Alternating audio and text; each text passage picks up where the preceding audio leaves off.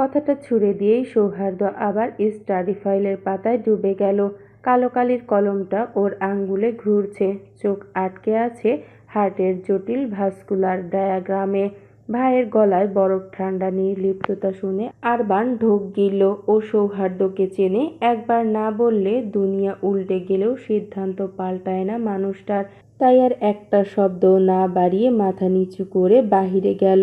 দরজা ক্লিক করে বন্ধ হতেই সৌহার্দ্য আর এক সেকেন্ডও মাথা তুলল না। দরজার ওপাশে তাকিয়ে কি যেন ভাবল, তারপর আবার ঝুঁকে পড়ল ফাইলের ওপর। আজ রাতে একটা ইমার্জেন্সি ওটি, রোগীর হার্টের মেইন আর্টারি ফেটে যাচ্ছে। একটা ভুল মানে সব শেষ। কলমে খসখসে শব্দটাই এখন ঘরের একমাত্র আওয়াজ। অন্যদিকে কলেজের বারান্দায় ক্লাস শেষ হতেই বন্ধুদের আড্ডায় মেতেছে হৃদি, সুমি, সায়েম আর পৃথা। সৌহার্দ্য ক্লাসে না আসায় যেন হাঁপ ছেড়ে বাঁচল সবাই। সুমি সুদীর্ঘ নিঃশ্বাস ফেলে বলল, যাক বাঁচা গেল। ওই খাটাস প্রফেসরটা ক্লাসে ছিল না আজ। সায়েম চশমাটা নাকের ওপর ঠেলে ফোড়ন কাটল। আমার মনে হয় ব্যাটা রোজ বইয়ের সাথে ঝগড়া করে আসে, তাই মেজাজটা সব সময় তেতো। পৃথা আর সুমি হেসে গড়িয়ে পড়ল। হৃদি চুপ, ওর ঠোঁটে হাসি নেই। সৌহার্দ্যের নাম শুনলেই বুকের ভেতরটা কেমন মুচড়ে ওঠে। বলার মতো কিছু নেই, কী বা থাকতে পারে, নামমাত্র স্বামী তার, সেটাও হয়তো আর কিছুদিন। পৃথা হঠাৎ গলা নামিয়ে একটু লজ্জা পেয়ে বলল, আরে না, ব্যাটা একদম পিওর সিঙ্গেল। তিন জোড়া চোখ একসাথে পৃথার দিকে। পৃথা থতমত খেয়ে আমতা আমতা করল। আরে ওভাবে তাকাচ্ছিস কেন? ব্যাটা যা হ্যান্ডসাম, প্রথম দিন একটু ক্রাশ খেয়েছিলাম, তাই উইকিপিডিয়ায় চেক করেছিলাম আর কি। উইকিপিডিয়া শব্দটা হৃদির কানে ছুরির মতো বিঁধল। বুকের ভেতরটা ভার হয়ে এলো। মনে মনে বলল, কেন কষ্ট পাচ্ছি আমি? এই লোক তো আমাকে চায় না। না চাওয়া মানুষটার জন্য কষ্ট পাওয়াটা কি নিয়ম বলে একটা তাচ্ছিল্যপূর্ণ হাসি দিল। ওর ভাবনার মাঝে সুমি হৃদির পিঠে আলতো করে চাপড় দিল। কোথায় হারিয়ে গেলি? চল ফুচকা খাবো। হাত ধরে টানতে টানতে নিয়ে গেল। কলেজ গেটের সামনে তেঁতুল গোলা আর টকের ঝাঁঝালো গন্ধ। প্লাস্টিকের টুলে বসে চারজন ফুচকা মুখে পুড়তে পুড়তে গল্পে মশগুল। হঠাৎ পেছন থেকে বজ্রের মতো গমগমে কণ্ঠ, হে ইউ, চার চোখ, কাম হেয়ার। চারজন চমকে ঘাড় ঘোরালো। রোদের ঝলসানো আলোয় সৌহার্দ্য দাঁড়িয়ে, কালো শার্ট, কালো ফরমাল প্যান্ট, শার্ট ইন করা, হাতা কনুই পর্যন্ত গোটানো, চোখে কালো সানগ্লাস, এক হাতে প্যান্টের পকেটে। ফর্সা মুখটা ঘামে চিকচিক করছে, চোয়াল শক্ত। সায়েমের গলা শুকিয়ে গেল। আমাকে স্যার? সৌহার্দ্য ভ্রু কুঁচকে বিরক্তি ঝাড়ল। ইয়েস। তুমি ছাড়া এখানে চার চোখ আর কেউ আছে? হৃদি নাক মুখ কুঁচকে মুখ ঘুরিয়ে নিল। মনে মনে বিড়বিড় করল, বেয়াদব অহংকারী লোক, মানুষের নাম ধরে ডাকলে তার জাত চলে যায় নাকি? সায়েম আমতা আমতা করে এগিয়ে গেল। কিছু বলবেন স্যার? তো কিছু না বললে কি তোমার সুন্দর চেহারা দেখার জন্য ডাকছি? সৌহার্দ্যর গলায় খোঁচা। তারপর একটা মোটা ফাইল সায়েমের দিকে বাড়িয়ে দিল। এটা নাও, অফিস রুমে ডক্টর সুজন হায়দারের আছে, ওকে দিবে, বলবে সৌহার্দ্য ছাড় দিয়েছে। Go ahead. সায়েম দৌড় দিতেই সৌহার্দ্যর চোখ গেল হৃদির ওপর। ঠোঁটে লেগে থাকা তেঁতুল দেখে বিরক্তিতে কপাল কুঁচকে গেল।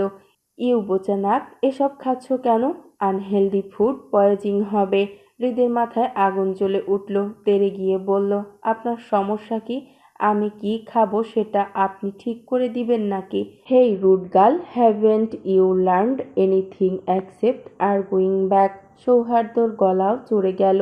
হৃদি পাল্টা কিছু বলতে যাবে, তার আগেই সৌহার্দ্য একবার ওকে ওপর থেকে নিচ পর্যন্ত দেখে নিয়ে বলল, স্টুপিড, বলে হনহন করে হেঁটে চলে গেল।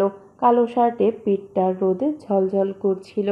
সৌহার্দ্য মিলিয়ে যেতে হৃদি দাঁতে দাঁত চেপে বিড়বিড় করল, ইংরেজের বাচ্চা, ঘরের বইয়ের খবর নেই, বাইরের মেয়ে নিয়ে চুলকানি, লুচ্চা ডাক্তার। সুমি হৃদির পিঠে হাত রাখলো। হৃদি, এই ডাক্তার তোর পেছনে পড়ে আছে কেন রে?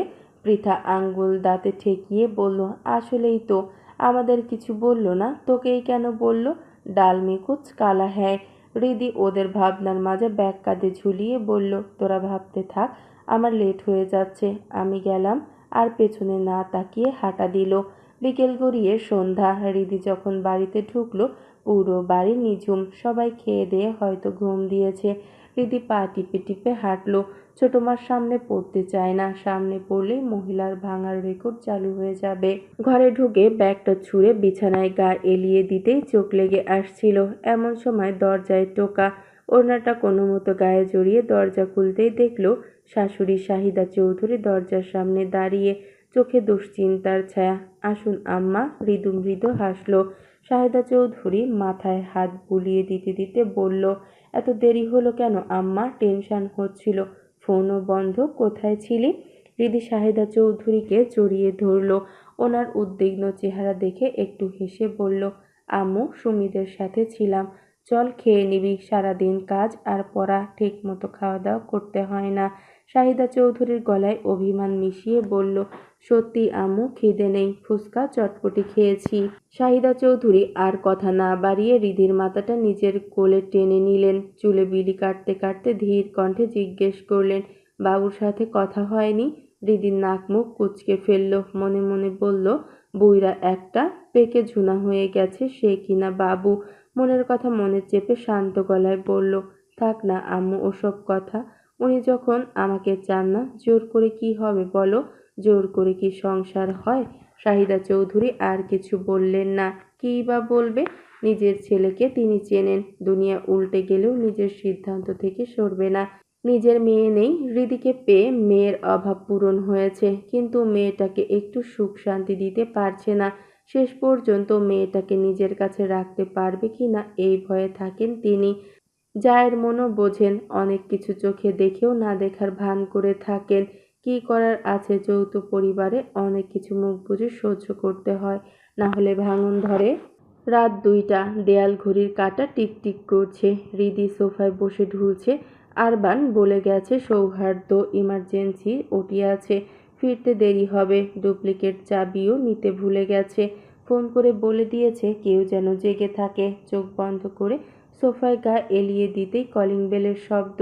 ধরফর করে উঠে ওড়নাটা মাথায় টেনে দরজা খুলল হৃদি। সামনে সৌহার্দ্য, এলোমেলো চুল, চোখ দুটো লাল রক্ত জবার মতো, কালো শার্টে ঘামে ভিজে শরীরে লেপ্টে আছে। এক হাতে অ্যাপ্রন, অন্য হাতে ফোন। ফোনে কারো সাথে রাগী গলায় কথা বলছে। হৃদির দিকে এক পলক তাকিয়ে পাশ কেটে ভেতরে ঢুকে সোফায় শরীর এলিয়ে দিল। অ্যাপ্রনটা ছুঁড়ে ফেলল পাশে। ক্লান্তিতে চোখ বন্ধ হয়ে আসছে। হৃদি রান্নাঘরের দিকে পা বাড়াতেই ভেসে এলো সৌহার্দ্যর শান্ত গম্ভীর কণ্ঠস্বর, হেই মিউট, দের ব্যাটারি, এক গ্লাস ঠান্ডা পানি দাও ফাস্ট। হৃদির রাগ উঠলেও মানুষটার ক্লান্ত মুখটা দেখে রাগ গিলে ফেলল। ফ্রিজ থেকে বরফ ঠান্ডা পানি ঢেলে গ্লাসটা সেন্টার টেবিলে রাখলো। সৌহার্দ্য ভ্রু কুঁচকে তাকালো। হৃদি চলে যেতে নিতেই পেছন থেকে ভেসে আসলো ঠান্ডা গলার স্বর, এই বাড়ির সবার সম্পর্কে জানো? হৃদি বুঝল না হঠাৎ এমন প্রশ্ন কেন, তবুও মাথা উপর নিচ নাড়ল। সৌহার্দ্য সোজা হয়ে বসল, গলা খাকারি দিয়ে বলল, এই বাড়ির মেজ ছেলে মানে সৌহার্দ্য চৌধুরীর বউকে চেনো? হৃদি ভ্যাবাচ্যাকা খেয়ে গেল। নিজের সম্পর্কে নিজেকেই জিজ্ঞেস করছে লোকরা। কৌতূহল চেপে রাখতে পারল না, দ্রুত উপর নিচ মাথা নাড়ল। মানে হ্যাঁ, চিনি।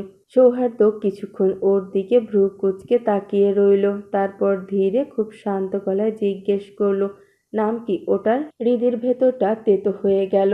নিজের বইয়ের নামটাও পর্যন্ত জানে না এই লোক। মুখ দিয়ে বেরিয়ে আসতে চাইল, বিয়াদব হাওয়াত্তার লোক কোথাকার, নিজের বইয়ের নাম জানিস না? ওই মোটা মাথা নিয়ে তোকে কে ডাক্তার বানালো?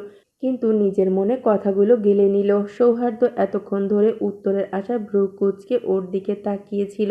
হঠাৎ কিছু মনে পড়তেই ধমকে উঠল, there battery mute, go away from my sight. বজ্রের মতো ধমকে হৃদি কেঁপে উঠল।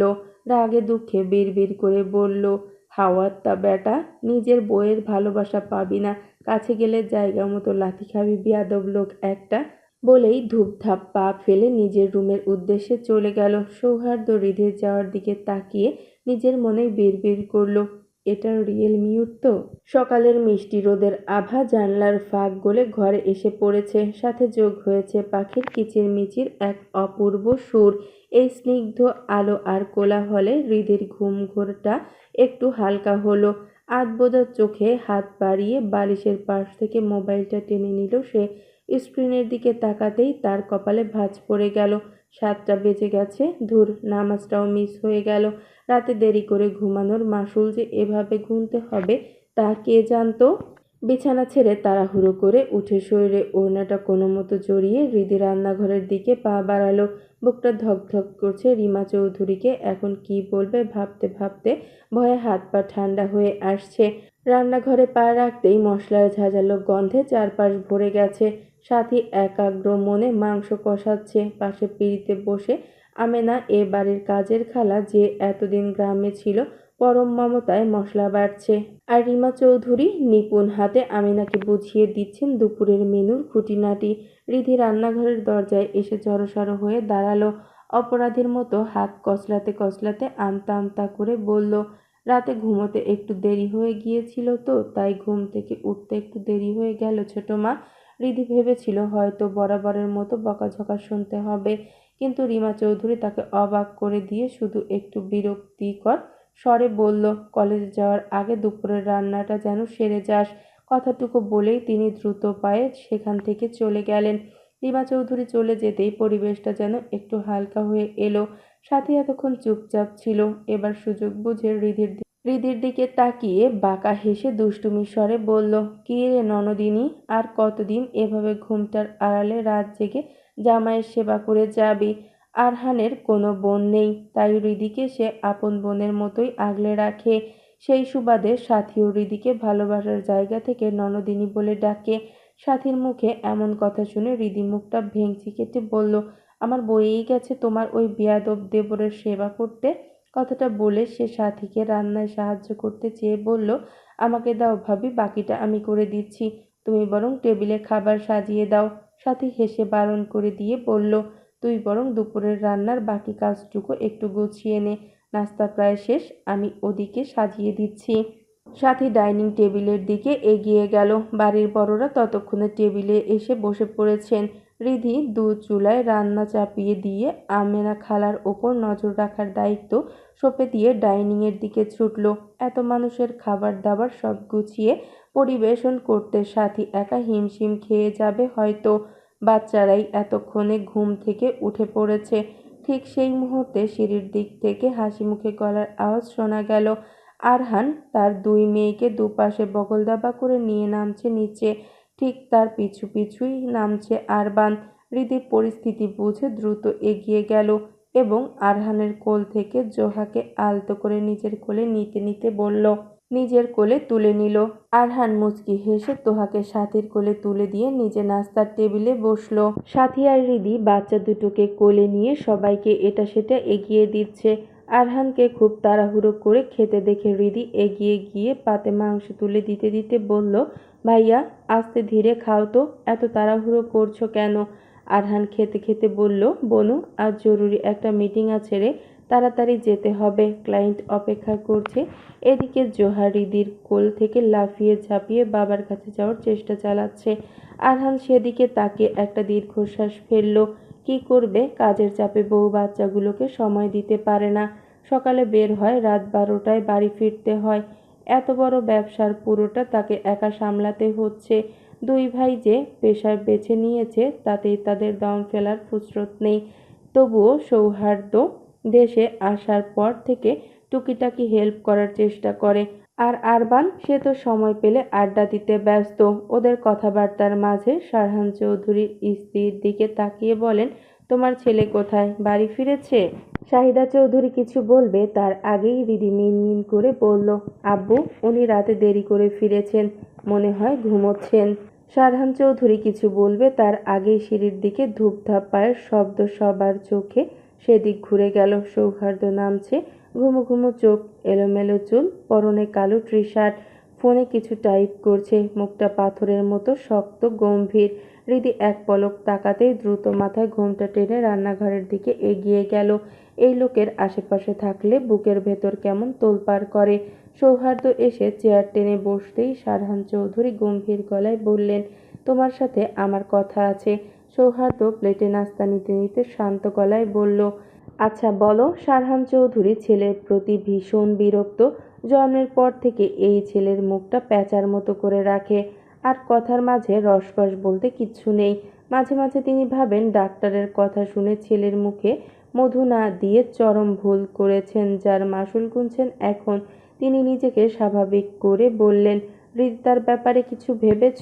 সৌহার্দ্য বাবার দিকে তাকিয়ে ভ্রু কুঁচকে গমগমে স্বরে বলল, কে হৃদিতা? আর আমি কি ভাববো ওটার ব্যাপারে? এক সেকেন্ডের জন্য সবাই স্তব্ধ হয়ে গেল। এই ছেলে নিজের বইয়ের নামটা পর্যন্ত জানে না। আদৌ কি পৃথিবীতে এমন মানুষ আছে যে নিজের বইয়ের নাম জানে না? সারহান চৌধুরী রাগে গিজগিজ করতে করতে বলে উঠলেন, অসভ্য ছেলে, তোমার বউ হৃদিতা, তার কথাই বলছি আমি। সৌহার্দ্য একটু নড়ে চড়ে বসে খুব ছোট্ট করে বলল, ওহ, যেন কারো নাম মনে পড়েছে মাত্র। ছেলের এমন উদাসীন ছোট শব্দে তিনি আরও রেগে গেলেন। তিরতিরিয়ে বলে উঠলেন, কি সিদ্ধান্ত নিলে ওর ব্যাপারে? তুমি কি ওকে ডিভোর্স দিতে চাচ্ছ? ডিভোর্স শব্দটা কানে যেতেই হৃদির বুকটা কেমন কেঁপে উঠল। এতক্ষণ ধরে রান্নাঘরের দরজার পাশে দাঁড়িয়ে ওদের কথাগুলো শুনছিল। না চাইতেও অবাধ্য চোখগুলো থেকে এক ফোঁটা জল গড়িয়ে পড়ল। শেষ পর্যন্ত ডিভোর্সি মেয়ের তকমা পেতে হবে ভাবতেই তার অজানা কষ্টে বুক চেপে ধরল। এদিকে সৌহার্দ্য নির্বিকার হয়ে খাচ্ছে, যেন বাবার কথাটা তার কান পর্যন্ত পৌঁছায়নি। সারহান চৌধুরীর ধৈর্যের ভাত ভেঙে গেলেন। উনি চেঁচিয়ে বললেন, কি সমস্যা তোমার? কথা কানে যাচ্ছে না? উত্তর দিচ্ছ না কেন? সৌহার্দ্য বিরক্তিতে কপাল কুঁচকে বাবার দিকে এক পলক তাকিয়ে চেয়ার ছেড়ে উঠতে উঠতে বলল, সেটা সময় হলে দেখা যাবে। আর আমার বউকে নিয়ে তোমার মাথা না ঘামালে চলবে। আমি বুঝে নিব কি করতে হবে ওটাকে। বলেই চলে যেতে নিল। চোখ পড়ল রান্নাঘরের দরজায় দাঁড়ানো হৃদির দিকে। সেদিকে তাকিয়ে চিরচেনা সেই গম্ভীর কণ্ঠে বলে উঠল, ইউ দ্যার ব্যাটারি, এক কাপ কফি দিয়ে যাও ছাদে। বলেই কোনো দিকে না তাকিয়ে সোজা চলে গেল। এইদিকে সৌহার্দ্যর চোখ অনুসরণ করে তাকাতেই সবার চোখ ছানা বড়া। আরবান খাওয়ার মুখে চিবোতে ভুলে গেল। বেচারা হাসতে গিয়েও বাপ চাচার ভয়ে কোনো রকম চেপে গেল। আরহান প্রচুর বিরক্ত হলো। নিজের বউকে এমন অদ্ভুত নামে কে ডাকে ভাই তার জানা নেই। সারহান চৌধুরী ছেলের যাওয়ার দিকে তাকিয়ে একটা হতাশার নিঃশ্বাস ফেললেন। এই ছেলে তার আল্লাহর কাছ থেকে অনেক করে চাওয়ার রহমতের ফল। বিয়ের পর থেকে শরীরের কিছু জটিলতার কারণে মা হতে পারছিলেন না শাহিদা চৌধুরী। শাহিদা চৌধুরী এক প্রকার আশা ছেড়েই দিয়েছিলেন।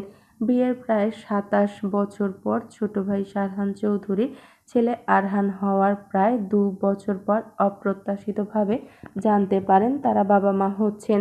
তাই তো এই ছেলে ওনার প্রাণ। বেশি ধমকে কথা বললে ও বুক কেঁপে ওঠে। আর তার ফলাফল হিসেবে এত রাগী আর জেদি। সবার সামনে এমন অনাকাঙ্ক্ষিত মন্তব্যে হৃদির গাল দুটো টকটকে লাল হয়ে উঠল। লজ্জায় তার দৃষ্টি মাটিতে নেমে গেল। বুকের ভেতরটা কেমন ধকধক করছে। অথচ করার কিছুই নেই। যাকে বলে বেয়াদব লোকের পাল্লায় পড়া। হৃদি এখন ঠিক সেই পরিস্থিতির শিকার। দীর্ঘশ্বাস চেপে লজ্জা শরম একপাশে সরিয়ে সে দ্রুত রান্নাঘরের দিকে পা বাড়ালো। চুলার ওপর থাকা তরকারিগুলো নামিয়ে দ্রুত হাতে কফি পানি বসালো সে। ঘড়ির কাঁটার দিকে তাকিয়ে দেখল অনেক দেরি হয়ে গেছে। তড়িঘড়ি করে কফিটা বানিয়ে সে আমেনা খালার হাতে ধরিয়ে দিয়ে মিনতি স্বরে বলল, খালা প্লিজ তুমি ছাদে গিয়ে ওনাকে কফিটা দিয়ে এসো তো, আমার কলেজের দেরি হয়ে যাচ্ছে। আমি এখন বেরোচ্ছি বলেই কলেজের উদ্দেশ্যে চলে গেল। ওদিকে খোলা আকাশের নিচে ছাদের রেলিংয়ে হেলান দিয়ে দাঁড়িয়ে সৌহার্দ্য। হাতে ফোন থাকলেও তার চোখ দরজার দিকে, যেন কারো অপেক্ষায় আছে। কিছুক্ষণ পর যখন আমেনা খালাকে কফির মগ হাতে দেখল, মুহূর্তেই সৌহার্দ্যর চোখে মুখে একরাশ বিরক্তি ফুটে উঠল। হৃদির জায়গায় অন্য কাউকে দেখতে পেয়ে সে ভ্রু কুঁচকে ফেলল। আমেনা খালা ভয়ে ভয়ে মগটা বাড়িয়ে দিতেই সৌহার্দ্য তীক্ষ্ণ কণ্ঠে বলে উঠল, আপনি কেন? ওই দ্যার ব্যাটারি কোথায়?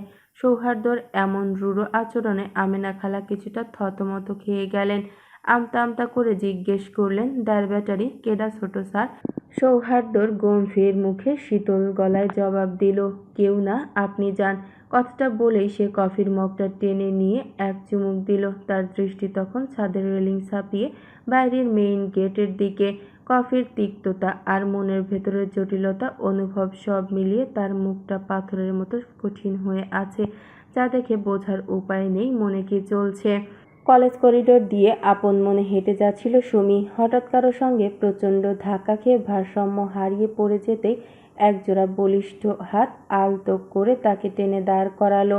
সুমি চোখ তুলে তাকাতেই দেখল সামনে দাঁড়িয়ে আছে এক দীর্ঘদেহী শ্যামবর্ণের সুদর্শন পুরুষ। লোকটির চোখের চাহনি যেন সুমিকে গ্রাস করতে চাইছে। সুমি গা শিউরে উঠল। সুমি মুখ কুঁচকে ঝাঁঝালো কণ্ঠে বলল, জীবনে কখনো মেয়ে মানুষ দেখেননি? এভাবে জাউরার মতো তাকিয়ে আছেন কেন? অসভ্য ব্যাটা ছেলে একটা। সুজন মুহূর্তেই স্তব্ধ হয়ে গেল। ৩০ বছরের জীবনে যে মানুষটি কোনো নারীর দিকে ফিরেও তাকায়নি, সে কিনা আজ হাঁটুর বয়সী এক মেয়ের দিকে ভ্যাবলাকান্তের মতো চেয়েছিল। নিজের ওপরেই ভীষণ লজ্জা আর অস্বস্তি ভর করল তার। কৈফিয়ত স্বরে কিছু বলবে তার আগেই সুমি মুখ ঝামটা দিয়ে হনহন করে চলে গেল। সুজন সুমির যাওয়ার পথের দিকে কিছুক্ষণ তাকিয়ে থেকে বিড়বিড় করে বলল, কি বেয়াদব মেয়ে রে বাবা! একটু তাকিয়েছি বলে মনে হলো গায়ে ফোস্কা পড়ে গেছে। ঠিক যেন সৌহার্দ্যের মহিলা ভার্সন, পুরো একটা রাগের ড্রাম। ডক্টর সুজন হায়দার সৌহার্দ্যের সব থেকে কাছের বন্ধু। কলেজ শেষ করে রিধি আজ পাশে এক প্রাইভেট ক্লিনিকে এসেছে। পিরিয়ডের সময় পেটের তীব্র ব্যথাটা গত ২ মাস ধরে অসহ্য পর্যায়ে পৌঁছেছে। শাহেদা চৌধুরীকে জানাতে ওনার পরামর্শে একজন গাইনি বিশেষজ্ঞর কাছে সিরিয়াল নিয়েছিল সে, কিন্তু ডক্টরের অপারেশন থাকায় বের হতে হতে সন্ধ্যা গড়িয়ে গেল। হাসপাতাল থেকে কিছুটা দূরে হেঁটে এসে রিধির রিকশার জন্য অপেক্ষা করতে লাগলো। রাস্তাটা বেশ নির্জন। দীর্ঘক্ষণ বিরক্তি যখন তুঙ্গে, ঠিক তখনই একটা কালো গাড়ি এসে তার সামনে ব্রেক কষল। রিধি ভয়ে বুকটা ধড়ফড় করে উঠল। মাথা তুলে তাকাতেই দেখল গাড়ির ভেতর থেকে বিরক্তি মুখে কেউ একজন তাকিয়ে আছে তার দিকে। রিধি এক পলক তাকাতেই মুখ ফিরিয়ে নিল। লোকটার মুখ এমন করে রেখেছে যেন মুখে তিতা করলা গুজে বসে আছে। রিধি পাশ কাটিয়ে দ্রুত হাঁটা দিতেই সৌহার্দ্যর গম্ভীর কণ্ঠস্বর ভেসে এলো, হেই স্যাসিগাল, গাড়িতে ওঠো। রাস্তাটা ভালো না, সন্ধ্যা হয়ে গেছে, আমি পৌঁছে দিচ্ছি। সৌহার্দ্যের কণ্ঠে অধিকারবোধ সুর হৃদির শিরদাঁড়া দিয়ে এক অদ্ভুত শিহরণ বইয়ে দিল। ঠিক তখনই কিছু মনে পড়তে রাগে অভিমানে শরীর কাঁপছে তার। বাসায় নিজের স্ত্রী জীবিত না মৃত সে খবর নেয়ার প্রয়োজন নেই, অথচ রাস্তাঘাটে অন্য মেয়ের প্রতি কি অসীম কনসার্ন। কথাটা মাথায় আসতেই রিধি আর নিজেকে সামলাতে পারল না। রাগে অভিমানে দাঁতে দাঁত চেপে বলল, লুচ্চা অসভ্য ডাক্তার! ঘরে বউ রেখে অন্য মেয়ের প্রতি এমন দরদ দেখাতে লজ্জা করে না? রিধির এমন বিস্ফোরক আচরণে সৌহার্দ্যর অভিব্যক্তিতে কোনো পরিবর্তন এলো না, বরং শান্ত গলায় নির্বিকার হয়ে বলল, আমার ঘরে বউ আছে এটা তুমি জানলে কিভাবে? রিধি মুহূর্তেই থমকে গেল। রাগের মাথায় বড় ভুল করে ফেলেছে বুঝতে পেরে ছটফট করে বলল, না জানার কি আছে? আধবুইড়া একটা লোক, ঘরে বউ থাকা তো স্বাভাবিক, বলেই সে আবার হাঁটা শুরু করলো। এইবার সৌহার্দ্য রেগে গিয়ে দাঁতে দাঁত চেপে ডাকলো, এই মেয়ে, কানে কথা যাচ্ছে না আমার কথা? রিধি এবার সত্যিই ভয় পেয়ে গেল। যে কারণেই হোক এই লোকটির গাড়িতে ওঠা যাবে না। সেই কঠোর গলায় বলল, আপনি যদি আমাকে আর একবার বিরক্ত করেন আমি কিন্তু লোক জড়ো করব, চিৎকার করব। সৌহার্দ্য কোনো কথা বলল না, শুধু নির্বিকার ভঙ্গিতে একবার তাকালো। রিধি কিছু বুঝে ওঠার আগেই সৌহার্দ্য গাড়ি থেকে নেমে এলো। রিধির কোনো আপত্তির তোয়াক্কা না করে তার জামার হাতার এক অংশ আলতো করে টেনে ধরে সোজা গাড়ির দিকে নিয়ে চলল। রিধি কিছু বুঝে ওঠার আগেই তাকে গাড়িতে ছুঁড়ে ফেলার মতো বসিয়ে দরজা আটকে দিল।